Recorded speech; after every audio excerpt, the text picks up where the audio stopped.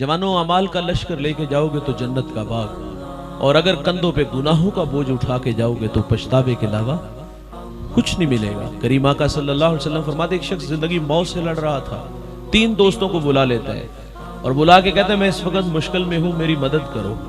पहले दोस्त ने सिरे से इनकार कर दिया, मैं कुछ नहीं कर सकता, तमाम उम्र सहारों की आस रहती है, तमाम उम्र सहारे फरेब देते, कमर तोड़ दी इसने। दूसरे से कहा, तू क्या कर सकता? उसने कहा, सांसें टूटेंगी, बाजार से सफेद कपड़ा लाऊंगा, गुस्ल दूंगा। हम जब अपने मुर्दे को नहलाते हैं तो उसमें बेरी के पत्ते भी डाल लेते हैं ताकि सफाई सुथराई हो सके। कहा, तुझे अच्छी तरह गुस्ल दूंगा, फिर वो चिट्टा लिबास तेरे ज़ेब तन करूंगा, 2 लम्हों के लिए रुकिएगा। मरने वाले को जो आखिरी लिबास दिया जाता है ना भाईजान, वो मरने वाला अमीर है या गरीब, वो गनी है या मुहताज, वो शहनशाह है या गदागर, मरने वाले को जो आखिरी लिबास दिया जाता है उसकी कोई जेब नहीं होती। हमारा जब कोई अजीज दुनिया से जाता है, कपड़े फाड़ के उतारते हैं, हाथ से चांदी का छल्ला खींच लेते हैं, उसकी जेब से पैसे भी निकाल लेते हैं। कब्र में उतार के आए तो वापस आते क्या किया? वालिद के कपड़े, वालिद की चारपाई सदका कर दी। क्यों? अब डर लगने लगा, कपड़े पहनेंगे तो कहीं मौत का फरिश्ता ना आ जाए, चारपाई पे लेटेंगे तो कहीं मौत ना घेर ले। ओ भाई, बाप के कपड़े सदका किए, बाप की चारपाई सदका की, लाखों करोड़ों बाप छोड़ के गया, उस पे सांप बन के बैठ गए हो, उसे भी तो सदका करो ना।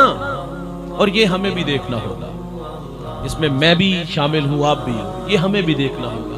हम जब दोस्तों में बैठे हो तो बड़े फख्र से ये बातें करते हैं, इन्ना छड़ के जाएंगे, सत पुश्ता भी बैठ के खानते खत्म ना हो। इसमें कोई शक नहीं, इस शहर की गलियों ने आपको रात के अंधेरों में मजदूरी करते देखा है, फैक्ट्रियों में धक्के खाते देखा है, मेहनत का सिला मिला है, आपने परदेश के धक्के भी खाए हैं। और अल्लाह की आदत है किसी की मेहनत को रायगा नहीं जाने देता, जिसके लिए जो मेहनत करता है उसको उसका सिला मिलता है। इस बात में तो दूसरी बात ही को नहीं, राय ही को नहीं भाई, आपने मेहनत का सिला दौलत की सूरत में मिला। ये बात फख्र से हम कहते हैं, इतनी छोड़ के जाएंगे कि सत पुश्ता खानते खत ना हो, और ये भी बात करते हैं औलाद याद करेगी। मैं इस बात से इख्तलाफ करता हूँ, ये लफ्ज जो हम कहते हैं औलाद याद करेगी, यकीन जानो इस लफ्ज को कहना छोड़ दीजिएगा, ये धोखा लगा हमें। ये तो 1 हफ्ता नहीं खिदमत करते, लोग हमारे पास आते हैं और कहते हैं, मौलवी साहब दुआ करो अल्लाह बेनु पर्दा दे दे। जब बोलो बरास चारपाई पे करते ना, काम काज के काबिल नहीं रहते, कमाने के काबिल नहीं रहते, अपना काम खुद करने के काबिल नहीं रहते, यही औलाद फिर इस बूढ़े बाप से गिन खाती है, गिन आती है उसे। हम कहते कि औलाद ये खाक याद रखेगी, ये हमें भी देखना होगा भाई, हमें अपनी आखिरत के लिए भी, जहां दुनिया के लिए इतना कुछ बनाया वहां कब्र के लिए भी मेहनत करना होगी। कहा, वो चिट्टा लिबास तेरे ज़ेबे तन करूंगा, तेरे लाशे को अपने ना तवा कंधों पे उठाऊंगा, तुझे मनामन मिट्टी के नीचे छोड़ के उस पे आंसुओं का छिड़काव करके मैं लौट आऊंगा।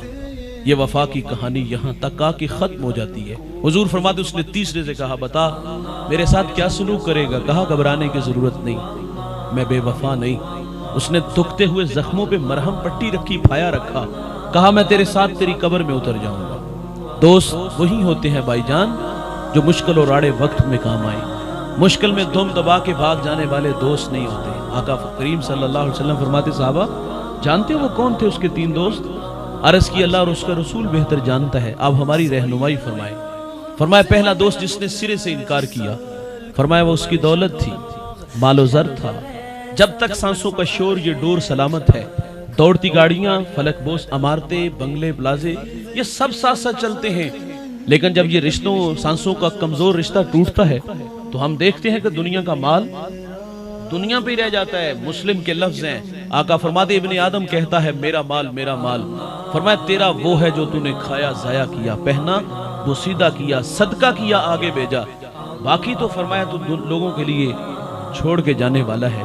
गालिबन गौसे आजम ने फरमाया था, ओ नकम्मे, कमाएगा तू, बनाएगा तू, बसेंगे कोई और, लेकिन हिसाब तुझे देना पड़ेगा। शायद कि ये तमाशा आप लोगों ने भी देखा हो, बाप का लाशा घर में पड़ा है, औलाद जायदाद पे झगड़े कर रही है, बाप को मनामन मिट्टी के नीचे छोड़ा, माजरत से खुद एसी वाले कमरे में होते हैं, और मदारस से हुफ्फाज को लाकर बाप की कब्र पे उठा देते हैं। मेरा सवाल है, क्या बच्चों को कुरान पढ़ना नहीं आता? मेरे पास वो खुलूस नहीं मैं किसी के वालिद की कब्र पे कुरान पढ़ूं, मेरे अजीज भाई हैं, मेरे पढ़ने से भी अजर है, लेकिन जो खुलूस इनके पास है वो मेरे पास नहीं। ये अपने वालिद की कब्र पे खुद जाके कुरान पढ़ेंगे तो कब्र में ठंड ज्यादा पहुंचेगी, लेकिन वहां भी हमने हुफ्फाज बैठा दिए اور پھر سال بعد یہ ہمارے ہاں رواج ہے، ہم محرم کے مہینے میں اپنوں کی قبروں پہ جاتے ہیں۔ جانا چاہیے بھائی جان، مسنون ہے۔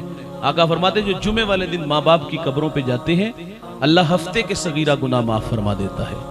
صغیرہ معاف ہوتے ہیں، کبیرہ توبہ سے ہوتے ہیں، اور یہ جو احصال ثواب ہم کرتے ہیں یہ رہتی نمبر ہے۔ سال بعد ہم نے سعادت مند بھی دیکھے، بد نصیب بھی دیکھے۔ سعادت مند ہر جمعہ کو اور بد نصیب سال میں ایک بار۔ سوال ہے بھائی جان مجھے بتائیے گا، کیا سال میں تیز ہوائیں نہیں آتی؟ آتی ہیں، مٹی کی چادر اڑا کے لے جاتی ہے، بارش نہیں برستی، برستی ہے، مٹی کا نشان مٹا دیتی ہے۔ سال بعد نالائق نکمے بیٹے قبرستان میں ہیں، ماں باپ کی قبروں کو ڈھونڈ رہے ہیں، بسیار کوشش کے باوجود جب نہیں نہ ملتی، محلے داروں سے کہتے چچا یہاں والد کی قبر تھی، وہ کہتا ہے پتر ہوا کی دوش پہ، ہوا کی دوش اڑا اس کی دوش پہ چلی گئی، کہا یہاں ماں کی قبر تھی، وہ تو بارش کا پانی بہا کے لے گیا۔ میاں صاحب فرماتے جاندی واری ڈراؤنا بنیا، ہاتھ نہ لاندے ڈر دے، جنہ لئی تو پاپ کمائے کتھے نہیں تیرے کر دے۔ یہ قبروں کے نشانوں کو بھول جاتے ہیں۔ فرمایا تو کمائے گا، تو بنائے گا، بسیں گے کوئی اور لیکن حساب تجھے دینا پڑے گا۔